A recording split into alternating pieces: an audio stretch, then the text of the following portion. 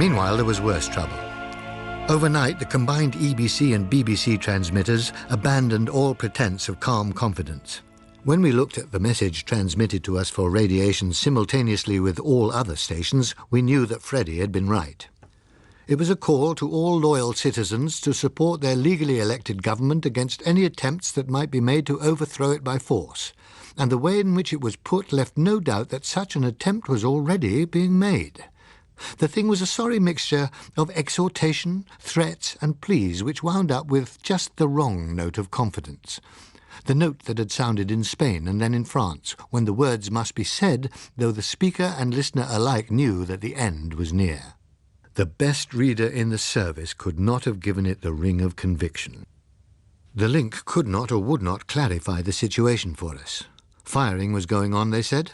Some armed bands were attempting to break into the administration area. The military had the situation in hand and would clear up the trouble shortly. The broadcast was simply to discourage exaggerated rumours and restore confidence in the government. We said that neither what they were telling us nor the message itself inspired us personally with any confidence whatever, and we should like to know what was really going on. They went all official, curt and cold. 24 hours later, in the middle of dictating for our radiation another expression of confidence, the link broke off abruptly. It never worked again. Until one gets used to it, the situation of being able to hear voices from all over the world, but none which tells us what is happening in one's own country, is odd. We picked up inquiries about our silence from America, Canada, Australia, Kenya. We radiated at the full power of our transmitter what little we knew, and could later hear it being relayed by foreign stations. But we ourselves were far from understanding what had happened. Even if the HQs of both systems in Yorkshire had been overrun, as it would appear, there should have been stations still on the air independently in Scotland and Northern Ireland at least, even if they were no better informed than ourselves. Yet a week went by and still there was no sound from them. The rest of the world appeared to be too busy keeping a mask on its own troubles to bother about us any more. Though one time we did hear a voice speaking with historical dispassion of l'écroulement de l'Angleterre. The word écroulement was not very familiar to me, but it had a horrible final sound. The winter closed in. One noticed how few people there were to be seen in the streets now compared with a year ago. Often it was possible to walk a mile without seeing anyone at all. How those who did remain were living we could not say. Presumably they all had caches of looted stores that supported them and their families, and obviously it was no matter for close inquiry. One noticed also how many of those one did see had taken to carrying weapons as a matter of course. We ourselves adopted the habit of carrying them, guns, not rifles, slung over our shoulders, though less with any expectation of needing them than to discourage the occasion for their need from arising. There was a kind of wary preparedness which was still some distance from instinctive hostility. Chance-met men still passed on gossip and rumours and sometimes hard news of a local kind. It was by such means that we learnt of a quite definitely hostile ring now in existence around London, how the surrounding districts had somehow formed themselves into miniature independent states and forbidden entry after driving out many who had come there as refugees, how those who did try to cross the border into one of these communities were fired upon without questions. It's going to be bad later on, was the opinion of most of those I spoke to. Just now, pretty well all those who are left still have a few cases of this and that stowed away, and the chief worry is stopping the other fellow from finding out where it is. But later on the worry is going to be the other way around, finding out where the chaps who do have something left are hiding it, and that's going to be nasty. In the new year, the sense of things pressing in upon us grew stronger. The high tide mark was now close to the 75-foot level. The weather was abominable and icy cold. There seemed to be scarcely a night when there was not a gale blowing from the southwest. It became rarer than ever to see anyone in the streets, though when the wind did drop for a time, the view from the roof showed a surprising number of chimneys smoking. Mostly it was wood smoke, furniture and fitments burning, one supposed, for the coal stores in power stations and railway yards had all disappeared the previous winter.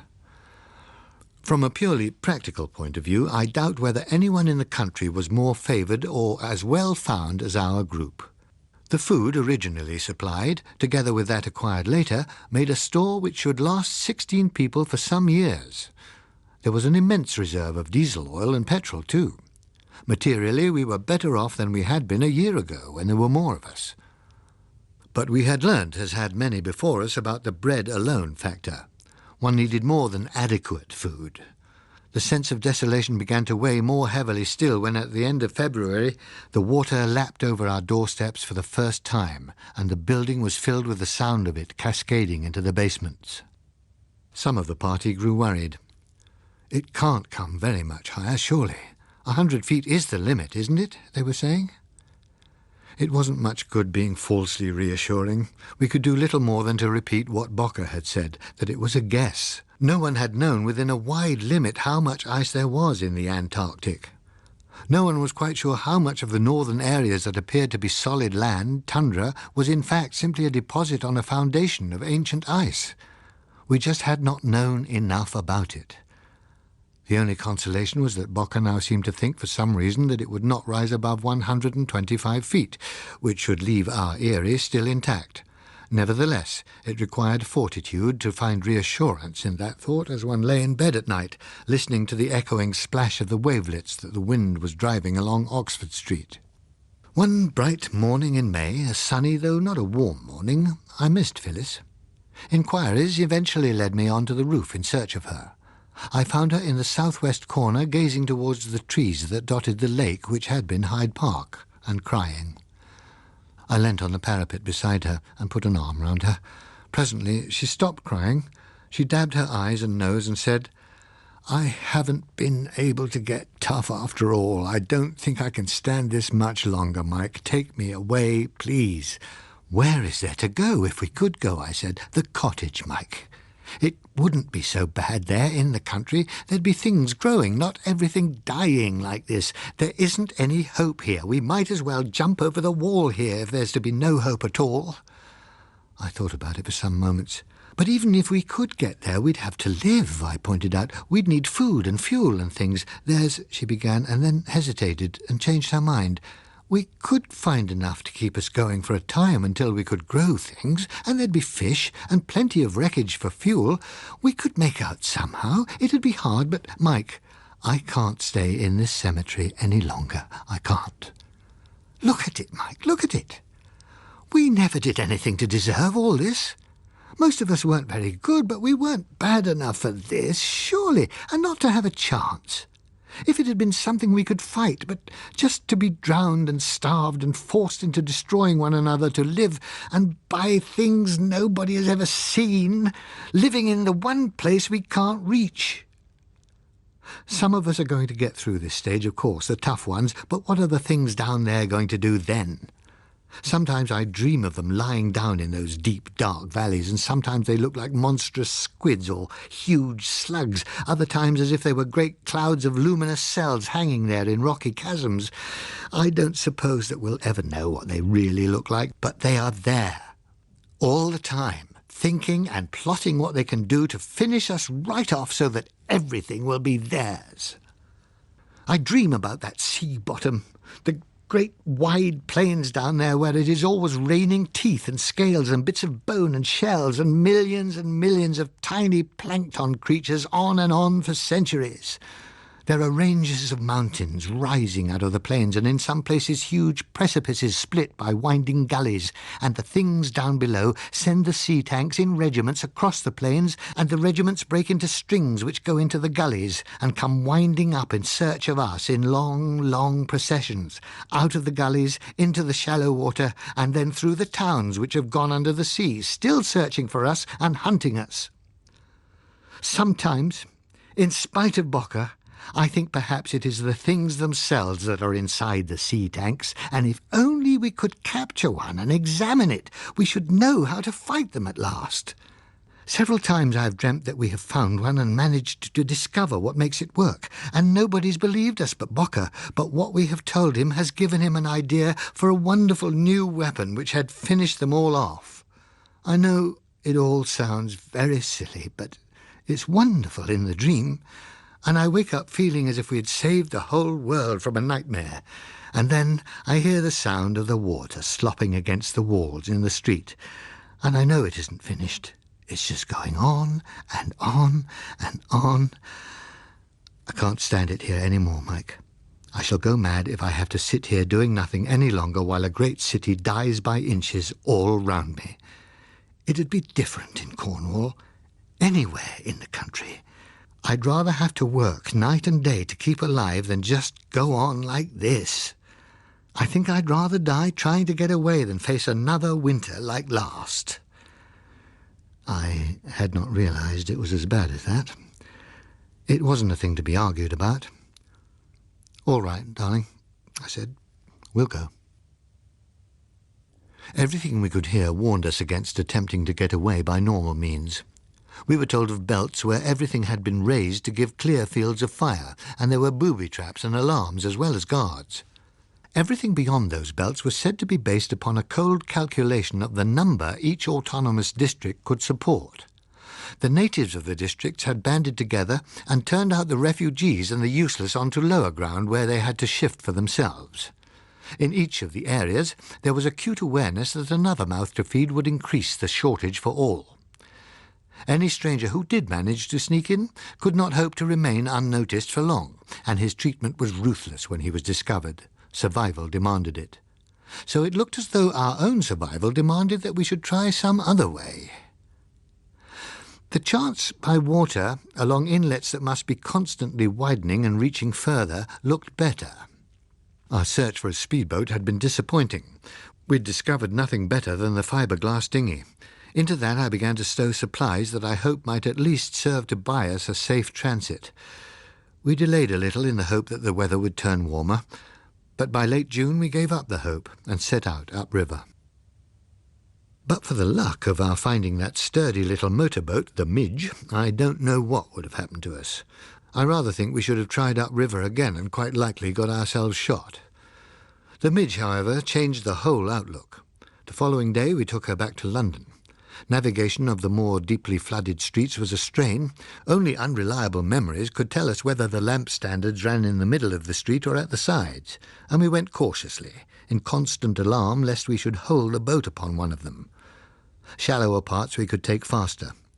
At Hyde Park Corner we hove to a couple of hours, waiting for the tide, and then ran safely up into Oxford Street on the flood. An uneasy feeling that some of the others might wish to get away too, and pressed to come with us now that we had more room, turned out to be baseless. Without exception, they considered us crazy. Most of them contrived to take one of us aside at some time or another to point out the wilful improvidence of giving up warm, comfortable quarters to make a certainly cold and probably dangerous journey to certainly worse and probably intolerable conditions. They helped to fuel and store the Midge until she was inches lower in the water, but not one of them could have been bribed to set out with us. Our progress down the river was cautious and slow, for we had no intention of letting the journey be more dangerous than was necessary. Our main recurrent problem was where to lay up for the night. We were sharply conscious of our probable fate as trespassers, and also of the fact that the Midge with her contents was tempting booty. Our usual anchorages were in the sheltered streets of some flooded town. Sometimes, when it was blowing hard, we lay up in such places for several days. Fresh water, which we had expected to be the main problem, turned out not to be difficult. One could almost always find some still in the tanks and the roof spaces of a partly submerged house. Overall, the trip, which used to clock at 268.8 or 9 by road, took us slightly over a month to make. Round the corner and into the channel, the white cliffs looked so normal from the water that the flooding was hard to believe, until we looked more closely at the gaps where the town should have been. A little later we were right out of the normal, for we began to see our first icebergs. We approached the end of the journey with caution. From what we had been able to observe of the coast as we came along, there were often encampments of shacks on the higher ground. Where the land rose steeply, there were often towns and villages where the higher houses were still occupied, though the lower were submerged. What kind of conditions we might find at Penlyn in general, and Rose Cottage in particular, we had no idea. I took the Midge carefully into the Helford River, with shotguns lying to hand. Here and there a few people on the hillsides stopped to look down at us, but they neither shot nor waved. It was only later that we found they had taken her to be one of the few local boats that still had the fuel to run.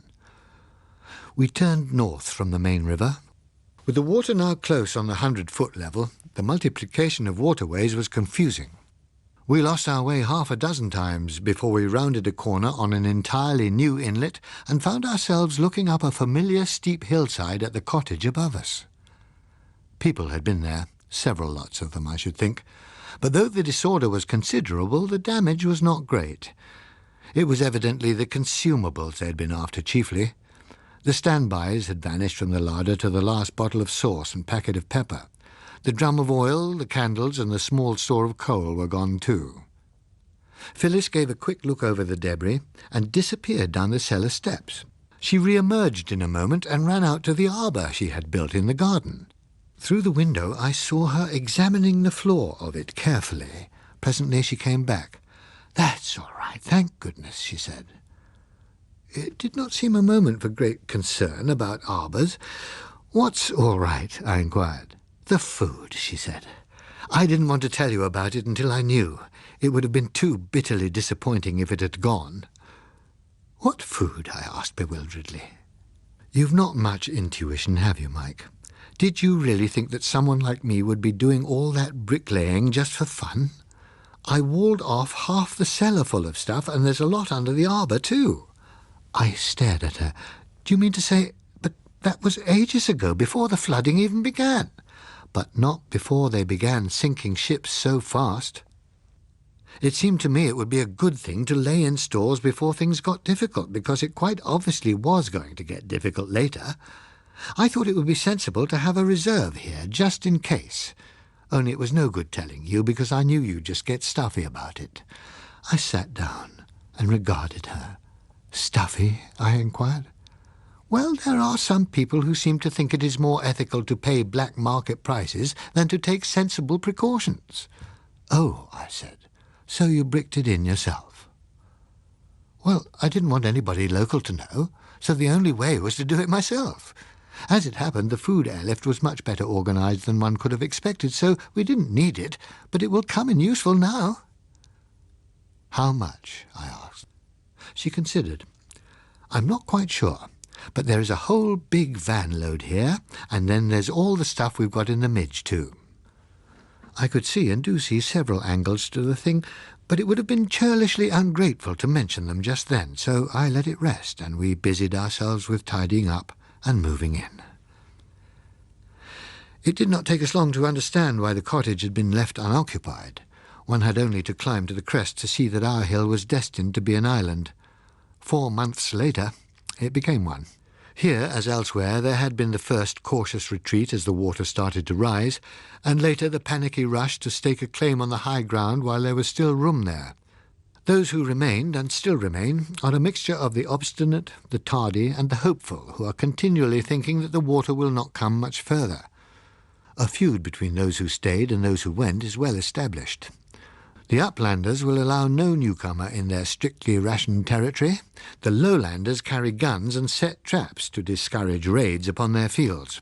It is said, though I do not know with how much truth, that conditions here are good compared with Devon and other places further east, since a large part of the population, once it took to flight, decided to keep on towards the lusher areas beyond the moorlands. There are fearful tales about the guerrilla warfare between starving bands that goes on in Devon, Somerset and Dorset, but here one hears shooting only occasionally, and only on a small scale. The thoroughness of our isolation, beyond occasional bits of hearsay, has been one of the difficult things to bear. The radio set, which might have told us something of how the rest of the world, if not our own country, was faring, failed a few weeks after we reached here, and we have neither the means of testing it nor of replacing the necessary parts. Luckily, our island offers little temptation, so we have not been molested. The people about here grew enough food last summer to keep themselves going with the help of fish, which are plentiful. Also, our status is not entirely that of strangers, and we have been careful to make no demands or requests. I imagine we are supposed to be existing on fish and what stores we brought aboard the Midge, and that what is likely to be left of those by now would not justify the trouble of a raid on us. It might have been a different story had the crops been poorer last summer. I started this account at the beginning of November. It is now the end of January. The water continued to rise slightly, but since about Christmas time there has been no increase that we can measure. We are hoping that it has reached its limit. There are still icebergs to be seen in the channel, but it seems to us that they are fewer than they were. There are still not infrequent raids by sea tanks, sometimes singly but more usually in 4s or 5s. As a rule, they are more of a nuisance than a danger, for the people living close to the water post watchers to give the alarm. The sea tanks avoid any climbing and seldom venture more than 1/4 of a mile from the water's edge. When they find no victims, they soon go away again. By far the worst thing we've had to face has been the bitter cold of the winter. Even making allowances for the difference in our circumstances, we think that it has been a great deal colder than last. Our inlet has been frozen over for many weeks, and in calm weather the sea itself freezes well out from the shore. But mostly it is not calm weather. For days on end there have been gales when everything is covered with ice from the spray carried inland. We are lucky to be sheltered from the full force of the southwest, but it is bad enough. We have now quite decided that when the summer comes we must try to get away. Possibly we could last out here another winter, but it would leave us less well provisioned and less fit to face a journey that will have to be made sometime. We may, we hope, be able to find in what is left of Plymouth or Devonport fuel to replace that which we used in coming here, but in any case we intend to rig a mast so that if we are warned off or if there's no fuel to be found, we shall be able to continue southward under sail when our present supplies give out. Where to? We don't know yet. Somewhere warmer, where it will be easier to grow things and start again. Perhaps we shall find only bullets where we try to land, but even that will be better than slow starvation in bitter cold. Phyllis agrees. We shall be taking a long shot, Watson, a very long shot, she says. But after all, what is the good of our having been given so much luck already if we don't go on using it? May 24th. I amend the foregoing. We shall not be going south. This MS will not be left here in a tin box on the chance of somebody finding it some day, as I had intended. It will go with us. Perhaps it may even be read by a number of people after all, for this is what happened. We had the Midge pulled up on shore and were working to get her ready for the journey. Phyllis was painting and I still had the engine apart, trying to get the valve timing back right, when a dinghy came tacking into our inlet, with only one man aboard her. As he came closer, I recognized him as a local whom I used to see about when times were normal, and had come across once or twice since. I did not know his name, but there was nothing to bring anyone up the inlet except us. I took a look at the gun, just to make sure it was handy. He kept on a tack that brought him a little above us, and then he turned into the wind. "Ahoy there!" he hailed. "Your name Watson?" We told him it was. "Good," he yelled. "Got a message for you." He shortened his sheet, put the rudder over, and ran straight towards us. Then he dropped his sail and let the dinghy run right onto the heather. He jumped out, pulled her up a bit, and then turned to us. "Michael and Phyllis Watson? Used to be with EBC?" he asked. We admitted it, wonderingly. "They've been putting your names out on the wireless," he said. We stared at him blankly. At last, Who has?" I said unsteadily. "Council for Reconstruction, they call themselves," he told us. "They've been putting out a broadcast every night for a week or 10 days now. Every time they end up with a list of people they're trying to find. Your names were among 'em last night, believed to be in the neighbourhood of Penlyn, Cornwall, so I reckoned you'd better know about it." "But who are they? What do they want?" I asked him. He shrugged. "Some party that's trying to straighten this lot out a bit. Good luck to 'em, I say, whoever they are. It's more than time somebody did." Phyllis went on staring at him. She was looking a little pale. "Does that mean it's all over?" she said. The man looked at her and then turned to regard the water spread over former fields, the new inlets that reached back into the land, the abandoned homes washed through by every tide. "No," he said decisively, "that's not what it means. But trying to make the best of it is going to be a lot better than just putting up with it." "But what is it about us? What do they want?" I asked. "They just said they want you in London, if you think you can make it safely. If you can't, you're to stand by for instructions later on. They give lists of names of people they want to go to London or Malvern or Sheffield or one or two other places. Not many for London, but yours was." "They don't say anything about what it's for?" He shook his head. "There's not really a lot they have said yet. But they're going to be dropping small radio sets with batteries soon, and later on some transmitters too. For the present, they're telling people to form groups for local government until communications get working properly." Phyllis and I looked thoughtfully at one another for some moments. "I think I can see what we're going to be wanted for," I said. She nodded. We let the idea sink in for a bit, then I turned back to the man. "Come on," I said, nodding towards the cottage. "There's a bottle or two up there that I've been keeping in case of something special. This seems to be it." Phyllis linked her arm in mine and we went up the hill together. "We want to know more about it," I said, putting down my half-empty glass. "There's not much yet," he repeated, "but what there is sounds like the turn all right at last. Remember that fellow Bocker? They had him on talking a night or two ago, and a bit more cheerful than he used to be, too, giving what he called a general survey of the position, he was." "Tell us," said Phyllis beside me. "Dear A.B. being cheerful ought to have been worth hearing." "Well, the main things are that the water's finished rising. Could have told him that ourselves near 6 months ago, but I suppose there'll be people some places that haven't heard of it yet. A big lot of the best land's gone under, but all the same he reckons that if we get organised we ought to be able to grow enough, because they think the population's down to between a fifth and an eighth of what it was. Could be even less." "All that?" said Phyllis, staring at him incredulously. "Surely." "Sounded as if we'd been pretty lucky round here compared with most parts," the man told her. "Pneumonia mostly, he said it was. Not much food, you see, no resistance, no medical services, no drugs, and 3 hellish winters. It's taken 'em off like flies." We paused. We were silent, trying to grasp the scale of it and what it would mean. I got little beyond telling myself the obvious, that it was going to be a very different world from the old one. Phyllis saw a little further. "But shall we even get a fair chance to try?" she said. "I mean, the Bathies are still there. Suppose they have something else that they've not used yet?" The man shook his head. He gave a twisted grin of satisfaction. "Oh, we talked about them too, Bocker did. Reckons that this time they've really had it." "How?" I asked.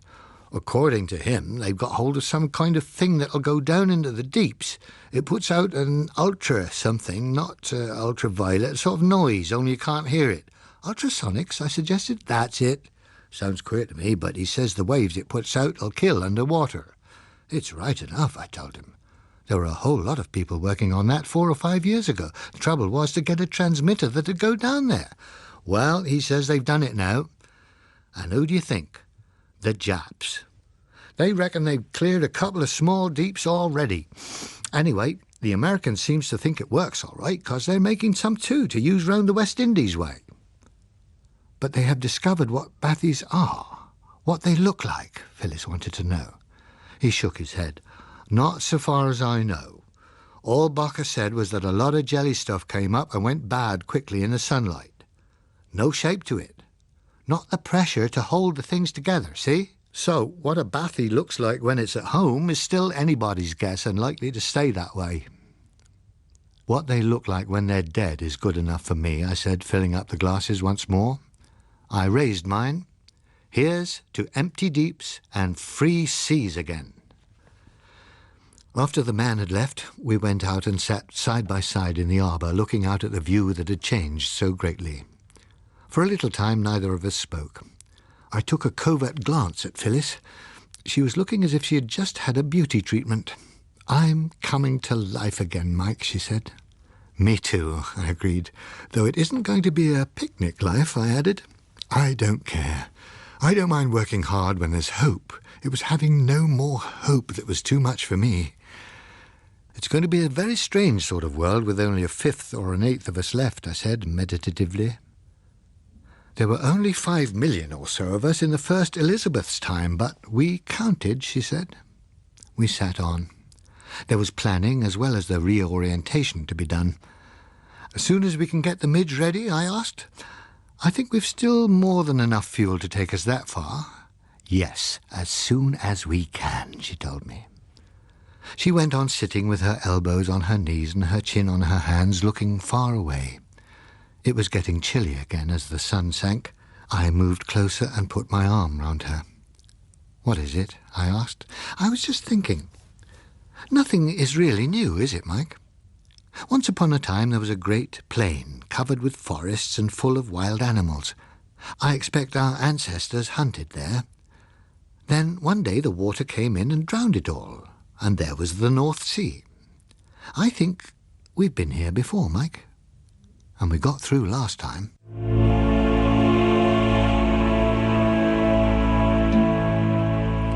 The Kraken Wakes was written by John Wyndham and read by Stephen Moore, and the programme was produced in Belfast by Susan Carson.